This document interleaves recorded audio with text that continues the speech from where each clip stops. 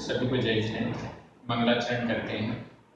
रणमिदूर सौभ सिद्धे झाणुत्तम खविद दीध संसारे। दस दस दो दो यजिणे दस दो अणुपेहणम गोच्छे। बोले श्री हरिराज शांतिनाथ भगवान की जय। आचार्य श्री कुंद कुंद स्वामी की जय। हम सभी 12 अणुपेक्षा ग्रंथ का अध्ययन कर रहे हैं। यह ग्रंथ आचार्य कुंद स्वामी के द्वारा लिखा गया है। बहुत अनुपम ग्रंथ है। प्राकृत भाषा के इस ग्रंथ में 12 भावनाओं का वर्णन चल रहा है। इन 12 भावनाओं में संसार भावना का वर्णन चल रहा है। अभी तक हम 29 गाथाएं पूर्ण कर चुके हैं। आज के इस वीडियो में आपको गाथा क्रमांक 30 और 31 इन दोनों गाथाओं का अर्थ एक एक शब्द से समझने को मिलेगा। चलिए प्रारंभ करते हैं। आप सभी बहुत विनय पूर्वक सावधानी पूर्वक इस ग्रंथ का अध्ययन कर रहे हैं। यह ग्रंथ हमारे ज्ञान वर्धन का ही निमित्त नहीं है, बल्कि हमारे अंदर वैराग्य को भी जागृत करने वाला है। सम्यक दर्शन, सम्यक ज्ञान और सम्यक चारित्र, इन तीनों का पल्लवन ये 12 भावनाएं करती हैं। 12 भावनाएं सम्यक दर्शन को भी दृढ़ करती हैं, सम्यक ज्ञान को भी मजबूत करती हैं और सम्यक चारित्र को भी अच्छा करने का प्रयास इन 12 भावनाओं के द्वारा होता है। चलिए प्रारंभ करते हैं। गाथा क्रमांक 30 उच्चारण। पुत्त पुत्त कलत्त निमित्तम। पुत्त कलत्त निमित्तम अत्थम अज्जयति अज्जयति पावबुद्धिये पावबुद्धिये परिहरति परिहरति दयादानं सो जीवो भमदि संसारे। आज की गाथा बहुत सरल है, उच्चारण भी एकदम सरल है, बस समझना पड़ेगा। अर्थ तो समझ में आ जाएगा, लेकिन वो हमारे हृदय में बैठ जाए और जो गलती हम करते हैं वो गलती करना छोड़ दें, तब तो आनंद की बात है। चलिए। पुत्तकलत्त निमित्तम पुत्तकलत्त निमित्तम अत्थम अज्जयति पावबुद्धिये अत्थम अज्जयति पावबुद्धिये परिहरति दयादानं परिहरति दयादानं सो जीवो भमदि संसारे सो जीवो भमदि संसारे सो जीवो भमदि संसारे। सो यानी वह, जीवो जीव, वह जीव भमदि भ्रमण करता है संसारे संसार में, वह जीव संसार में भ्रमण करता है। कौन सा जीव संसार में भ्रमण करता है?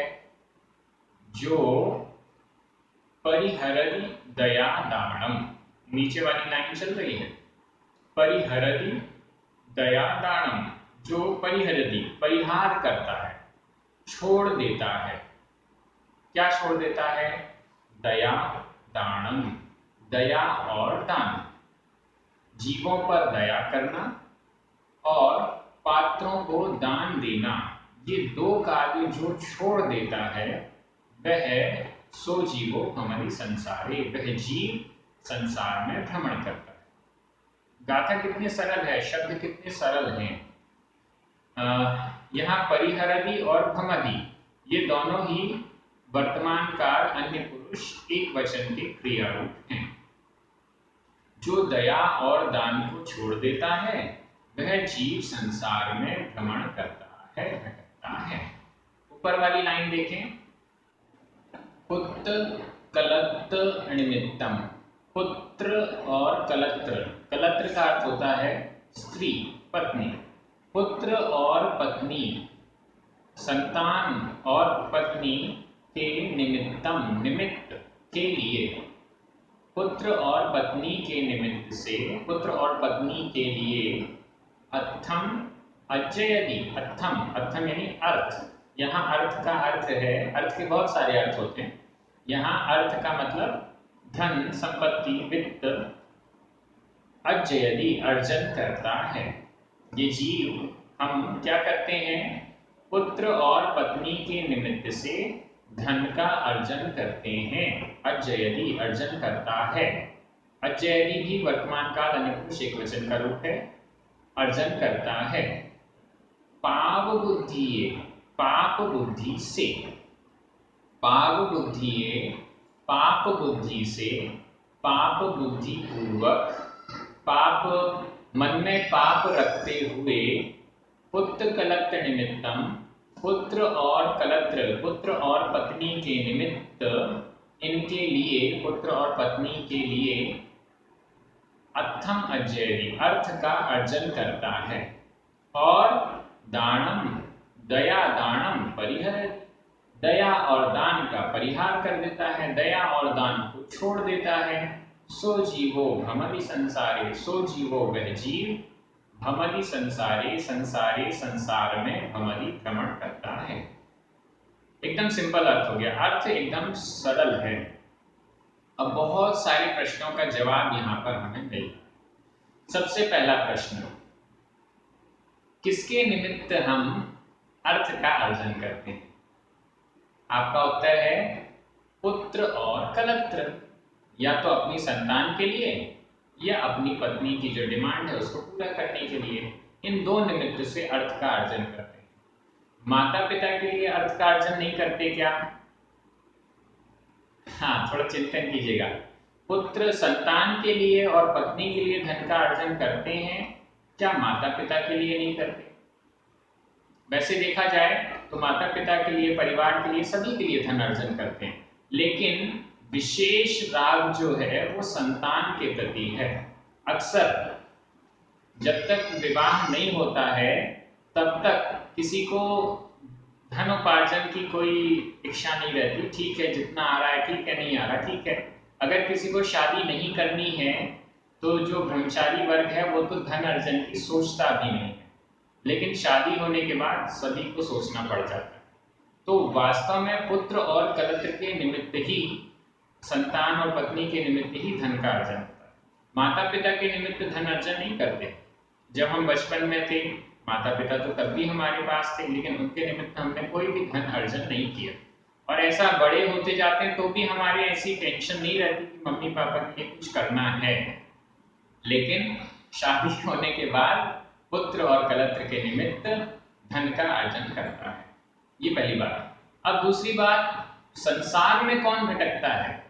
धन का अर्जन करने वाला संसार में भटकता है ऐसा नहीं कह रहे हैं। पाप बुद्धि, एक एक शब्द पर ध्यान दीजिए। पाप बुद्धि, पाप बुद्धि से जो धन का अर्जन करता है, पाप बुद्धि से जो धन को इकट्ठा करता है और दया और दान को भूल जाता है। दो कंडीशन है, मात्र धन का अर्जन करने वाला संसार में भटकता है ऐसा नहीं, लेकिन धन का अर्जन जो पाप बुद्धि से कर रहा है, पाप बुद्धि से मतलब जैसे तैसे करके पैसा इकट्ठा करो, कुछ भी सच्चा झूठा नहीं समझना, कैसे भी करके धन संपत्ति हमारे पास आनी चाहिए। किसी का गला भी काटना पड़े तो भी हमारे पास धन संपत्ति आनी चाहिए। ये जो पाप बुद्धि है इसके कारण जीव संसार में भटकता है। और दूसरी चीज, दया दानम, दया और दान को परिहरति। जब धन का अर्जन कर रहे हैं तो अगर दया और दान साथ में है तो भी संसार से भटकना बच सकते हैं, लेकिन दया और दान को भूल गए तो भटकना ही पड़ेगा। इसलिए क्या करना चाहिए? दया और दान को साथ में रखना चाहिए। जो हमारी आवश्यकताएं हैं गृहस्थ के रूप में, उनको तो हमें पूरा करना ही पड़ेगा, लेकिन इस अर्थ उपार्जन में पाप बुद्धि पूर्वक हमें प्रवृत्ति नहीं करनी। हमें कोशिश ये करना है कि जितना अधिक से अधिक हम पाप कर्म से बच सकें उसका प्रयास करना चाहिए। धनोपार्जन करते समय भी हमें पाप से बचने का प्रयास करना चाहिए।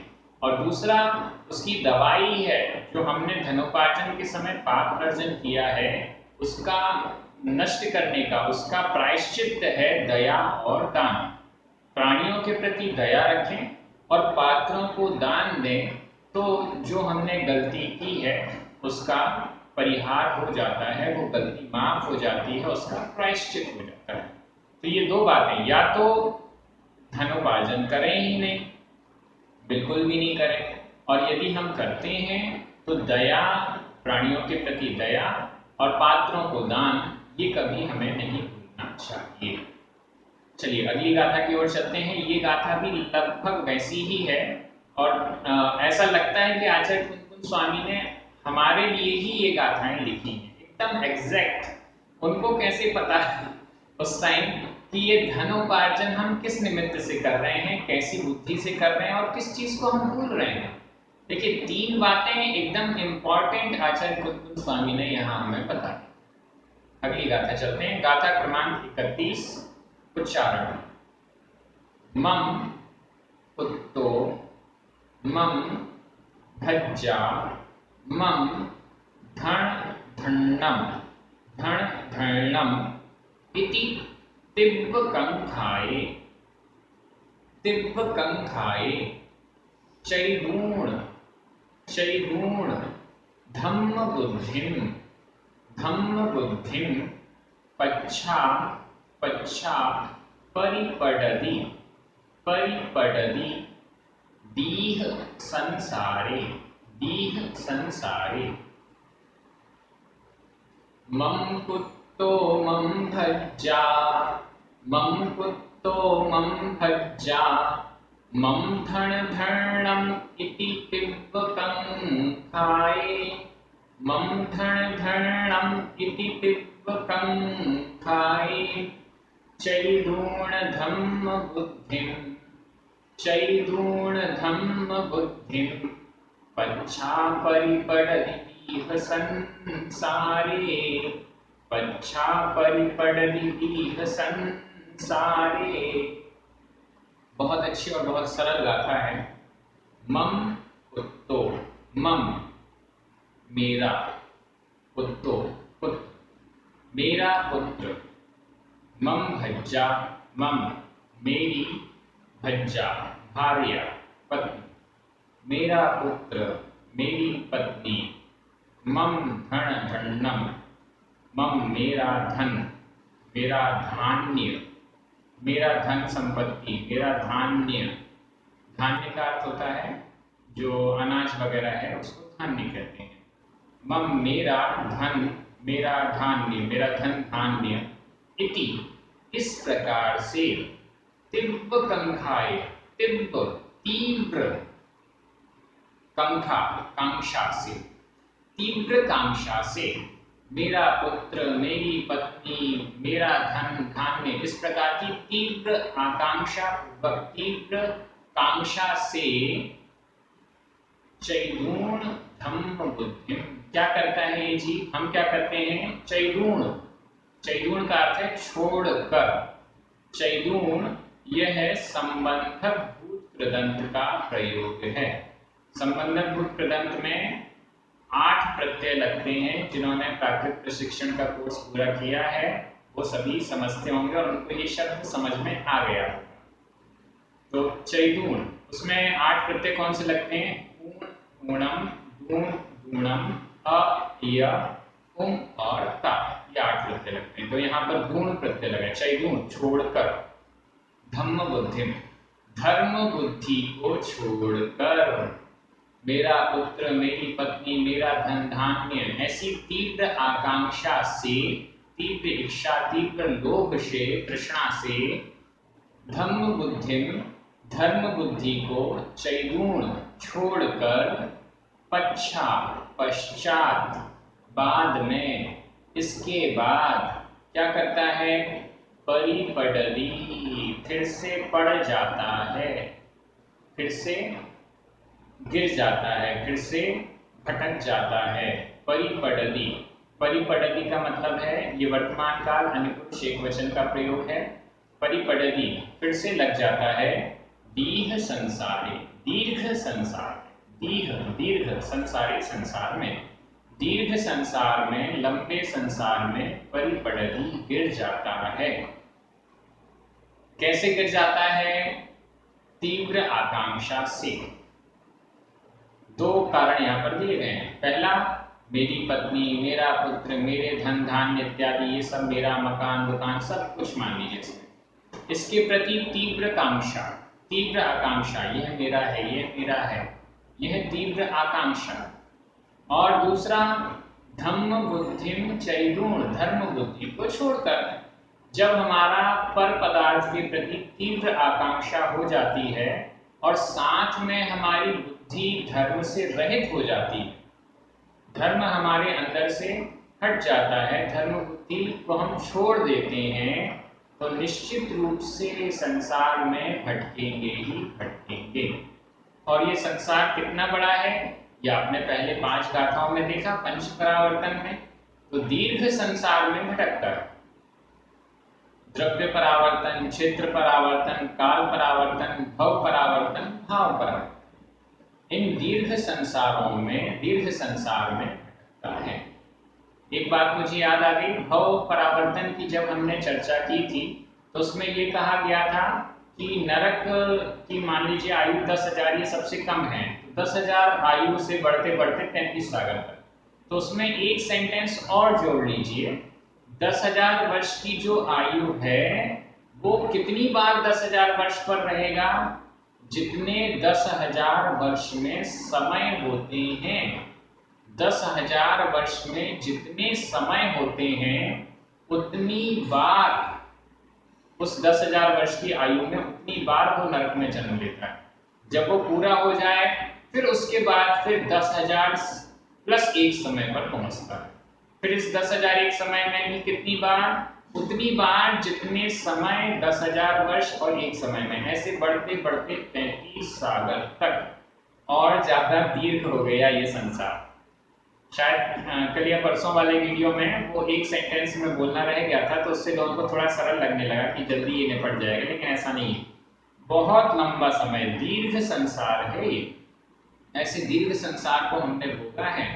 अगर हम चाहते हैं तो इस संसार से छूटना, तो यहाँ इन 2 गाथाओं में जो बातें आई, पाप बुद्धि को छोड़ दें, तीव्र आकांक्षाओं को छोड़ दें और धर्म बुद्धि में लग जाएं, दया और दान को अपना लें, तो हमारा ये संसार छूट सकता है। आप सभी बहुत अच्छे से अध्ययन कर रहे हैं, एक एक शब्द पर आपकी नजर है। आचार्य कुंद स्वामी ने जो एक एक सेंटेंस कहा है, एक एक शब्द कहा है, वो आप समझने का प्रयास कर रहे हैं और अपने हृदय में उतारने का प्रयास कर रहे हैं। ये बहुत अच्छी बात है।